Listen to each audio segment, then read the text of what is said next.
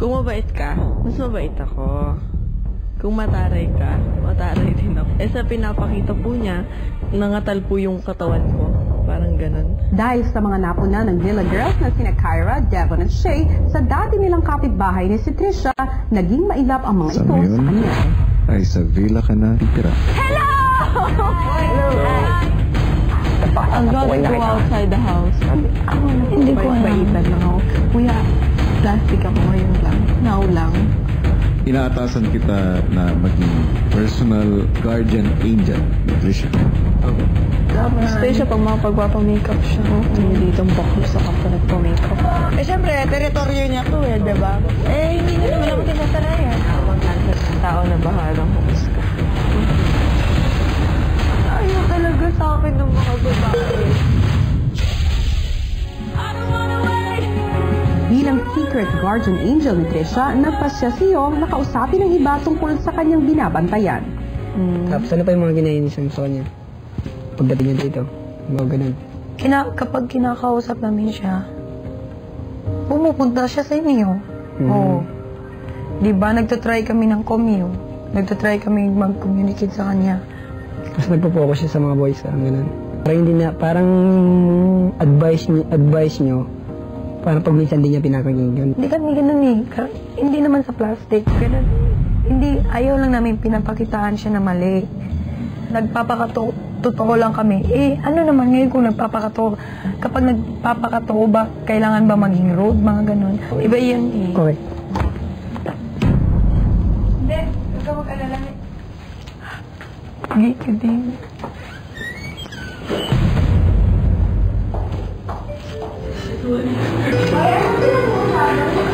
Kanina? Bakit? Pagdating nga ni Kyra, tumigil ako. Bakit? Ewan ko kayo. Ano ba yun? Ano yung narinig ko? Iba kasi yung ganito. Yung totoo, Ate Shio! May secret siya. Ingay. Sobrang, basta buo siya. Sobrang Pag minsan, malapit. hindi kayo kinakausap, parang ganun. Hindi naman. Sobrang, wala akong pakialam dun, kaya di niya ako kausapin forever. Sobrang lapit niya sa lahat ng mga lalaki. Feeling niya, close siya. Which is, hindi pa kami dumadating sa ganun, kakikilala pa lang. Si Shay napansin na nawawala ang singsing na binigay sa kanya ng kasintahan. Ay, kuya, big bro. Bro, pakita niyo naman sa akin ang sing-sing. Bigay ito ng boyfriend ko ay. Habang tinutuloy ni Shay at ng girls ang paghahanap sa singsing, masinsina namang kinausap ni Yong si Trisha. Di ba nung unang pagpasok mo dito, medyo si Talon, yung talo babae. Diba, sina Devon, Shay, tsaka si Kyra. Hindi mo lang alam, pero hanggang ngayon may sakit pa silang loob sa'yo. Pero, hindi ba mamaya? Diba? Kasi lahat ng bagay, hindi lahat ng ginagawa, medyo may napapasaya, parang gano'n. Yun. Agbaw yung mga galaw mo, parang gano'n. Pag minsan, sobrang, hindi maarte. Pag minsan, sobrang maingay. Nung natalo kami sa taas, gumaganyan ka. Akala nila, ginabababay mo si Shay. Hindi ko pinababay. Parang, kasi di ba, may matatanggal sa amin, tapos parang gumaganyan ka.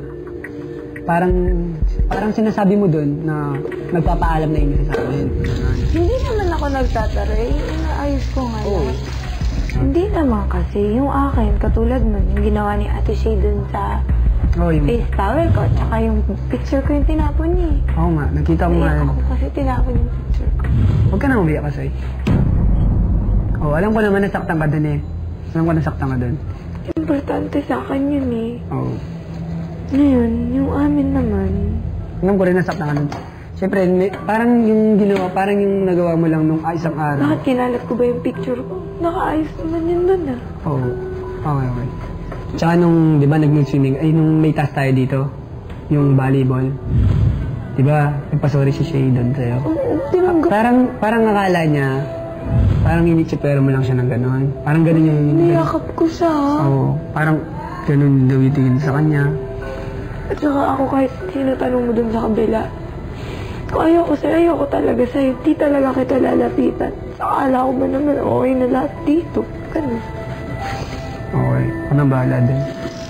Yung ang masakit na sa akin is, ako yung naagrabyado eh. Nag-sorry sa tinanggap ko, tapos ngayon ako pa yung may problema. Yung kung ayaw nilang kaibigan kami. Hindi ganun. Gusto ko nilang maging kaibigan. Gusto ko nila. Ikaw na makuha yung point kung bakit kailangan ko papiliin yung sarili kong... Alam mo yun, parang nakasalamuha sa mga taong ayaw naman sa akin. Bakit ganun? Sino pa yung babae? Ba't ganun? Ayaw talaga sa akin ng mga babae. Pati sa kabila? Yung mga lalaki okay naman sa akin ah. Oo. Kaya nga ayusin mo, Bakit diba? naman yung mga babae? Lagi na lang may problema ako. Puro babae kaaway ko. Ganun. Sa gitna ng seryosong usapan, natagpuan ni Tisha at Yong ang singsing ni Shay. Ayun.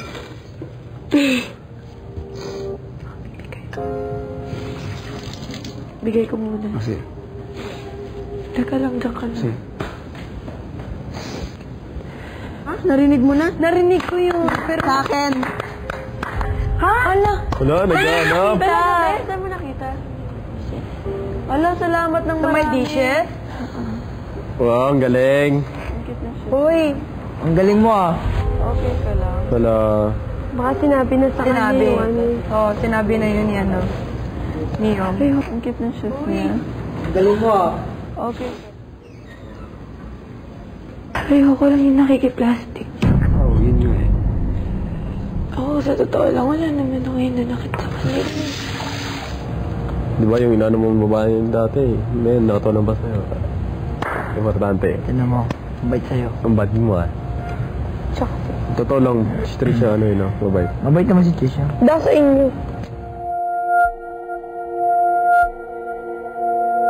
Parang pinupula ko lang yung part niya, gano'n. Yung okay lang po. May papaliwanag ko sa'yo, ha?